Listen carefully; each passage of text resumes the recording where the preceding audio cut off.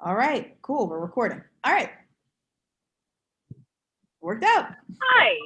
All right. Hi, Latoya.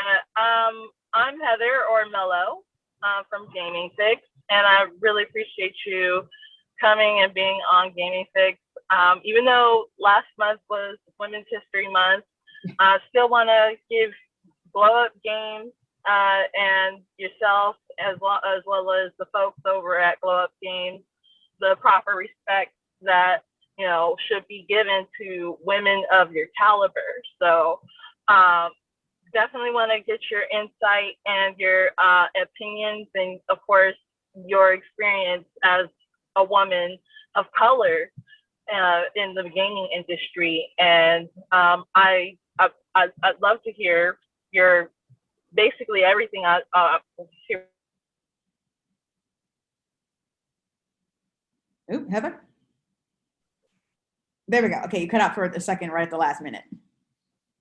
Sorry about that. So I'd love to hear you touch on a little bit of everything of what we're going to discuss today about your experience as a female in the gaming industry, and then what you're doing with Glow Up Games, and just your journey in general.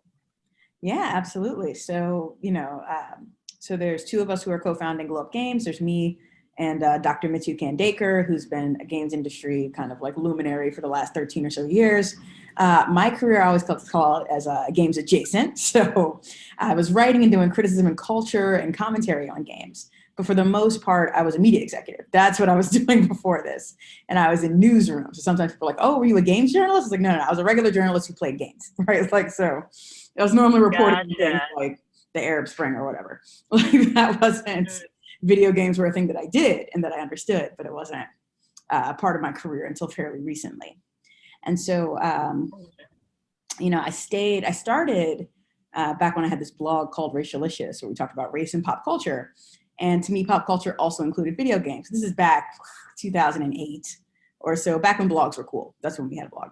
And so, and that was back when that was all there was. There was no social media. There was no Twitch. There was none of these things existed yet. We were on like WordPress version 2. You can think about like how long ago that was. But anyway, so we would write and do different things about race and pop culture on television and in music videos and other types of other forms of culture. And occasionally I would write about video games, and people were going to go nuts, like, oh, you're writing about video games in this really critical way. Because one, that wasn't super well established back then. So now there's more stuff around like critical theory and engaging in games. But back then it was still kind of a very nascent field. And then even to this day, you still have tons of like critical work around race in games, and particularly around like. So I'm guessing you got a lot of pushback on that too from folks in the community. It depends. So remember, we were around a long time ago. And so we were kind of pre-Gamergate, proto-Gamergate, all of those types of things. So things were actually pretty chill before then. So like I even gave a talk one time at South by Southwest with Naomi Clark, who now instructs at NYU, and Guy Kroll, who at the time was at Newsweek, but now has his own games company called Hit Detection. And we did an entire talk called, oh, you got your social justice in my video games, all about like race and gender, and nothing happened. Like it was fine. So people tend to think that like, oh, the harassment has always been this level. It has not been, right? There's always been like, online harassment on the internet, but what we've seen in the gaming industry has definitely been on an uptick since about 2013, 2015. Before it was more like isolated incidents or weird things that would happen, but it wasn't like the organized, things that we see now. So, but that, again, that's historical context. We've just been doing this a long time. I think the first place I wrote about games was this network called the Iris Network, which doesn't exist anymore.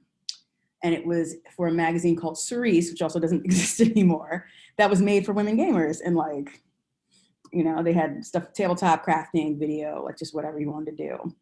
And the founders of that, one went to the HAL Institute for Game Design in Japan back in like 2010. Oh, wow. And the other one is still around, but I don't think she's still running the magazine. But anyway, like I said, we've been doing this a very, very long time. So we've watched the progression of it.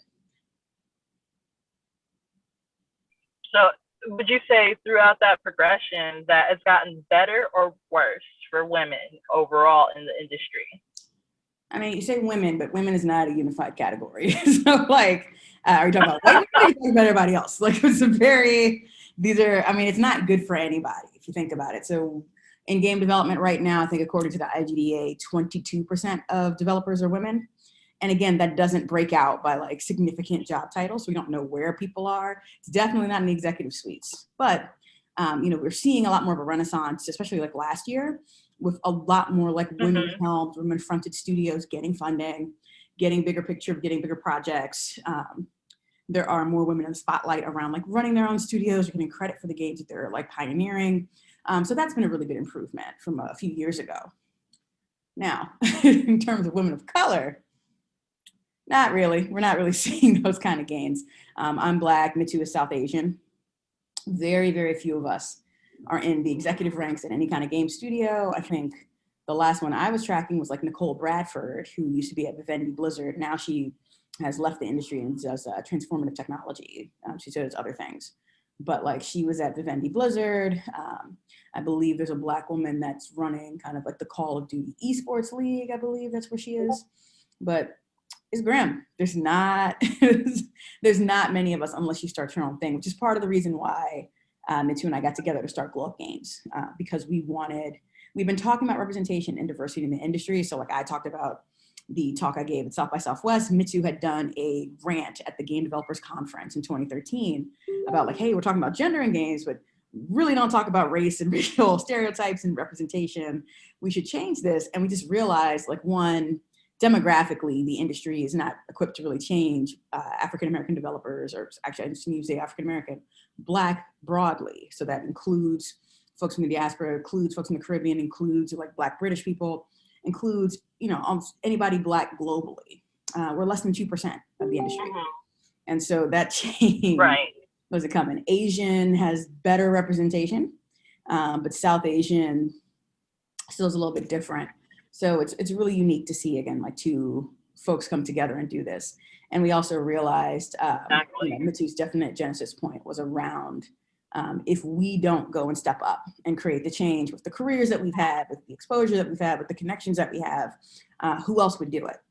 Who else is going to come? Exactly. Yeah. And now that I've talked to like, there's luminaries like Jacqueline Beauchamp, who I was just on a panel with, and she was the first, I believe, Black woman to co-own a game studio. And they published a game and shipped it for Xbox about 10 years ago. And just like, you know, between it's like Dr. Lawson, Jacqueline Bouchard, like there's only a handful of names that you see very high up in the industry. So we realized we really just had to come together and take this moment and this opportune time, particularly with what we've been seeing in Hollywood and other forms of media, and bring that to the games industry. So along those lines, as a studio yourself coming up in the gaming industry and, you know, making your mark, you know, what were some of the obstacles that you and your studio went through, you know, making your mark?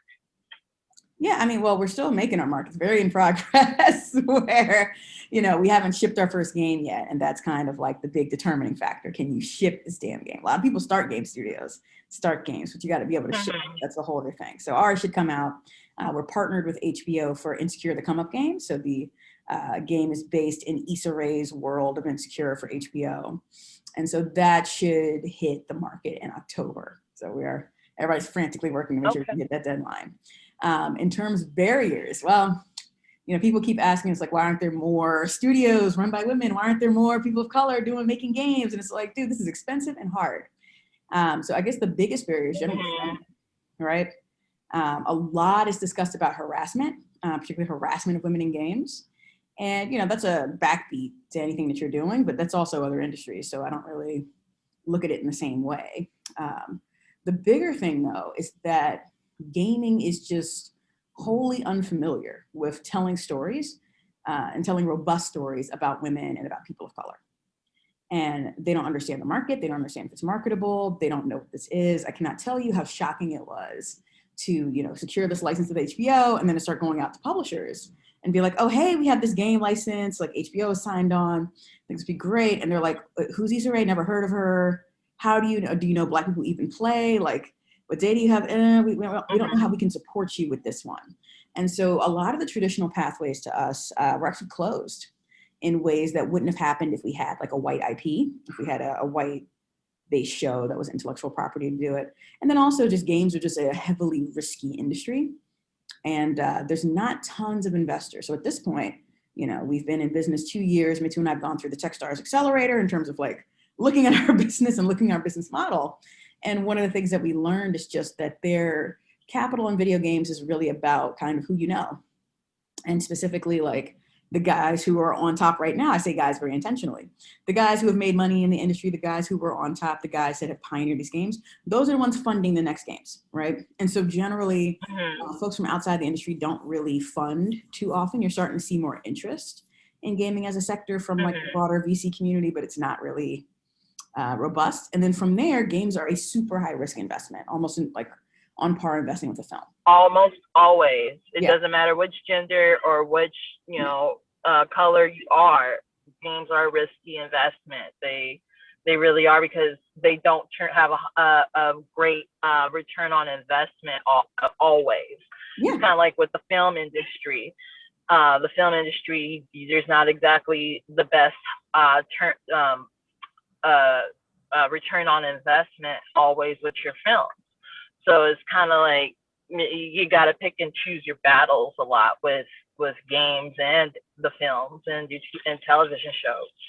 Yeah, I mean, it's cheaper than ever to bring a game to market, all right? And you can self-publish. So like we're in the mobile space.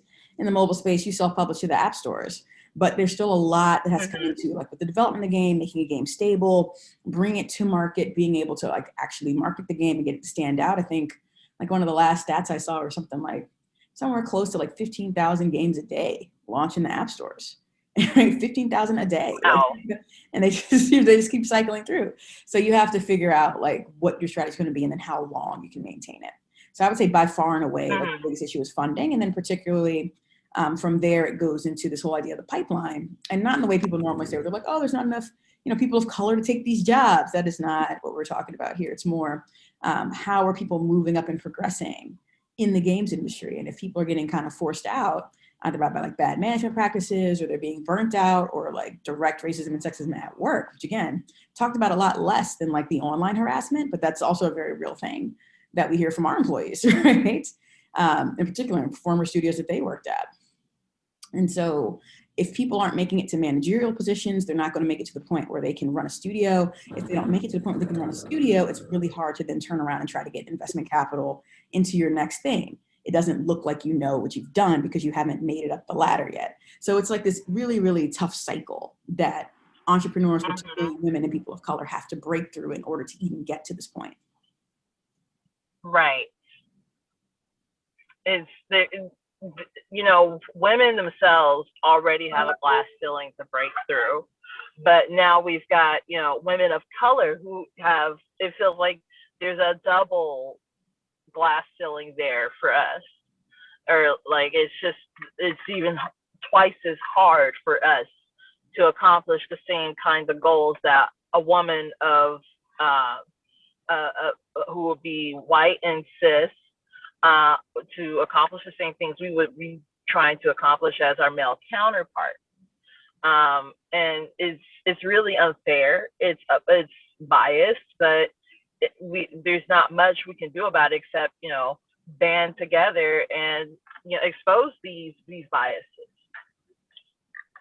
Yeah, I mean, it's a really difficult situation because, again, it's not like women have it so much better in the industry, right? No. In particular, it's just the struggle is very, very different. And so particularly for like Black women entrepreneurs, I've seen it called like the concrete ceiling, right? Because again, when you start looking at all those different factors, right? Lack of access to funding. So even like if you go broader outside the games industry, I think Black women only received 0.06 of all percentage of venture capital funding that went out last year. And you're like, that's not even a whole percent. Like, this is bullshit, right? Like, it's so terrible. Wow. And so many more like women raising and getting money, but it's like video games are capital intensive, right? So like, you know, it's just like a film, right? You can make a film for any amount of money. Like you can go out with your iPhone and do whatever you want to do right now. But if you're making something that's like for a professional production, you need a budget. You need some money, you need some runway. With the game, because it takes so long to like figure stuff out and to tune it, it takes a lot of upfront capital. And frequently what will happen is if the project's delayed, that cuts into what you think you're going to be spending. And that's why games are so tough or so risky. Even something like Among Us, right? So Among Us is like the breakout hit of 2020. It's like the game of quarantine. But Among Us technically came out in 2018 and it was kind of considered a failure. It didn't perform, right? They had started working on Among Us too. And then it just randomly popped, but it was because they had enough cash and runway from previous games to be able to hold out and do this. And so that gap that you're seeing in like the funding, the runway, means that it's like this weird ripple effect. So if you don't get that money in the door up front and you can't run your studio for 2 years until you figure out how this is going to work, you know, you're more likely to have your game fail because you don't have the time to work it out. If you don't have the capital up front, you can't hire other people of color. You can't hire people into these positions, even if they're qualified. And then again, the games industry is super competitive. And so when you want to hire folks who have experience and have done it before, a lot of them are already in good jobs. And you're like, so you're competing with the Microsofts of the world and the Ubisofts of the world. And you're like, okay, well, can we afford to pay somebody, you know, $100,000 plus benefits as a startup? No. So there's just a lot of things that you have to balance when you're thinking about like entering into this field, particularly if you're going to like start a company. Right. It's so interesting that you bring up all these interesting things about startup costs and gaining capital, because these are some barriers that are to entry as far as breaking into the gaming industry. And these are things that a lot of people don't consider. And especially being a woman of color, these are things we need to consider because we have such an uphill battle facing us already. And it's important to know like exactly what kind of battle we're going to be facing. Not that, you know, I want everyone to think of, you know, trying to break into the industry as like a combative type of thing, but it really is when you talk about, you know, getting equal pay for equal work, or, you know, when you're trying to talk about getting the same kind of benefits as your partners, or any type of recognition even as far as the type of work that you're doing in the industry. A lot of that goes into how you're treated and looked at in the industry versus your counterparts, whether they're male or they're female. And it also divulges into politics too. No, absolutely. Absolutely. Like it's the same problem everywhere on a grand scale, right? And so gaming, again, I try not to make gaming too different because I came from TV and film and I was also a woman in technology. So it's like tech companies don't have better records than gaming companies necessarily, right? It's like, okay, well, gaming companies might be 2% Black and then, you know, some of these big tech companies are 3%. Like it's not like anybody has really cracked this code. But yeah, no, you're totally right in terms of just a lack of information when you're trying to get into, you're trying to understand what's going on in these fields. And like, there was just very little. I mean, like I said, I entered from scratch, haven't been an executive in another industry. So I knew how to run a business and scale something, scale a product. I understood all of those things, but just trying to even like get a budget together for your first game. Like there's such little information on like, how much are you actually spending? What should you be paid for any given job? Like that's a really tough one. And then for folks breaking into the industry, the advice is really loose. And part of that is just because a lot of games are very much, you know, these independent works. So like if you want to write a screenplay, right, and you want to get into Hollywood, it's very competitive, but a script format is a script format, right? They sell books on it. There's classes, there's master classes at this point. You teach stuff for free. There's software. All that stuff is kind of like, you know, if you want to write a script, you've got to learn the format and then your idea needs to come to the forefront. Whereas a game script, Jesus Christ, I looked at like 50 trying to figure out how to do it. And they're all different. And they're all custom to the game. Every studio does it differently. Some people use Excel spreadsheets. Indie places use ink. A lot of the big places have their own tool that they train you on. It's a mess. You can't, there's nothing. So there's a huge learning curve. Yeah. There's a huge learning curve there. Wow. Yeah. Shanae, I don't know if you talk to Shanae Bryant. She's fantastic. So she's, again, another very prominent woman of color in the games industry. She just switched jobs. Now she's at Oculus as like one of the product managers. And so she's worked everywhere, Capcom, whatever. She's also in Blacks in Gaming. So she's fantastic. And we were talking and she said this thing, because remember, I'm new. So I'm like, yeah, I've only been doing this about 2 years. I observed the industry from the outside. And now this is my first like rodeo inside, like trying to make something work. Whereas she's been on games for Mhm. like 15 years. And she was like, yeah, games industry is just really terrible at teaching people how to make games. And I was like, thank you for saying that. Cause I was feeling like I missed the boat on something here. Like I can't find answers.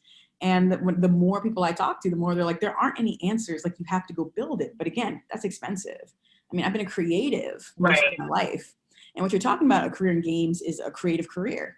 And the biggest thing I normally tell folks who are like, oh, I want to be a writer, because that was my first career, you know, writing and doing magazine writing and stuff like that, back when that made money. But if you want to be a writer, the first thing I tell folks is, all right, what's your financial plan? Because like, it's not sexy at all. Like most of the time they're like, oh, if you want to be a writer, write.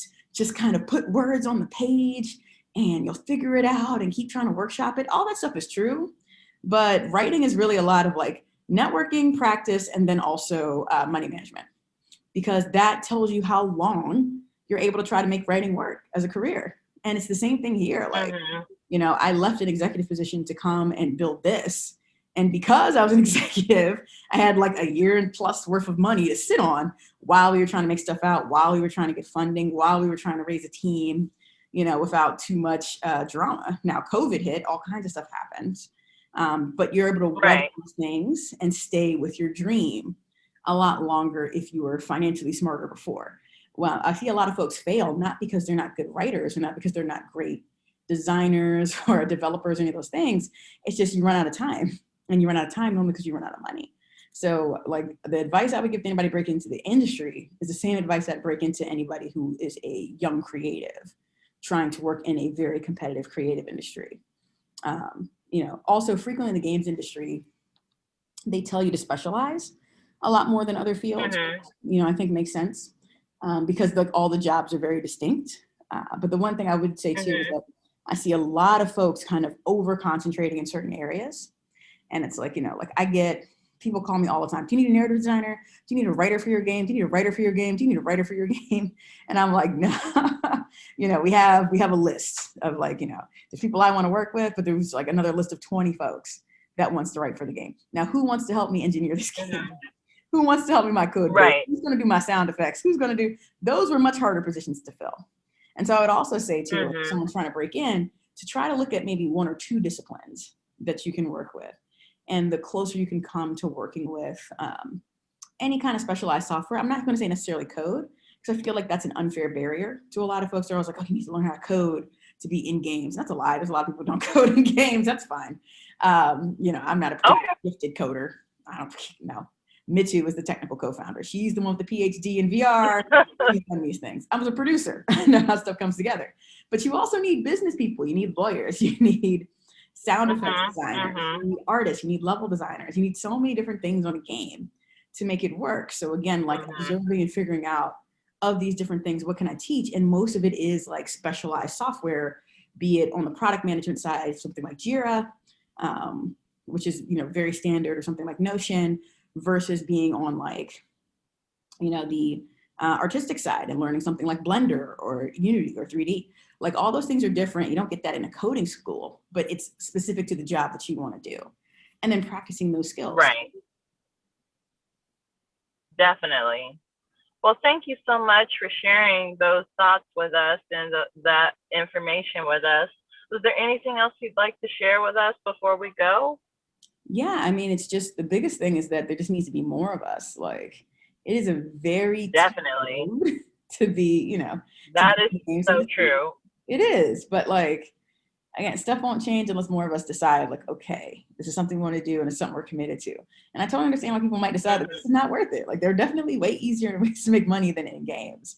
But it is also very creative and rewarding. And so, like, you know, definitely I would say not to be afraid to reach out for help because of the Mhm. amounts. Like I said, all of us are in the same boat. All right. Generally, other women are very generous with their time. People of color are generous with their time. Other game developers who are white guys are generally very generous with their time because we all know how hard the industry is. And so, you know, more if Mhm. you're informed and you're like, I just want to know some more information or I want to talk, most folks will give you 30 minutes of their time to help you figure out what the path is, just because we want folks to, you know, come in with both eyes open about what this job is going to be, but Mhm. to actually help participate in the creation of these things. Gaming is, you know, what, $170 billion now. it's a huge, huge growing industry. So, you know, we want to see more It representation really is. at every level. Definitely. Well, thank you so much, Latoya. We really appreciate you telling us more about being in the industry and your journey. And how can folks find out more about your project with the Come Up game? Yeah, so we've been heads down trying to survive COVID and doing everything else, but we're about to gear up. We just actually hired our first social media coordinator, which is great, Brandy, who came from Brown Girls Gamer Code. And so you'll be seeing a lot more social from us. You can always find us at Glow Up Games on Twitter, at glowup.games on Instagram. You can find me on Twitter very easily at Latoya Peterson. I'm on there all the time. And you can always reach out to hello@glowupgames if you just want to chat. All righty. Well, thank you so much, Latoya. We look forward to having you on the show again at some point. If that's something you and hopefully me too can also get. Call us after the game launches. You can get both of us at the same time. Plus, other members of our fabulous staff. We do take diversity seriously in our hiring, and we've assembled a really awesome team to help us bring this forward that doesn't look like the rest of the industry. So we'd love to come back on, you know, in September, October and start talking about the thing we built and be able to show you more stuff. So we'll get there. Definitely. Well, we'll be in touch. Definitely. We will be in touch. Well, Gaming Fix, thank you for being on the show today. And we hope to talk to you soon. Absolutely. All right, cool. I'm going to stop recording. Hang on.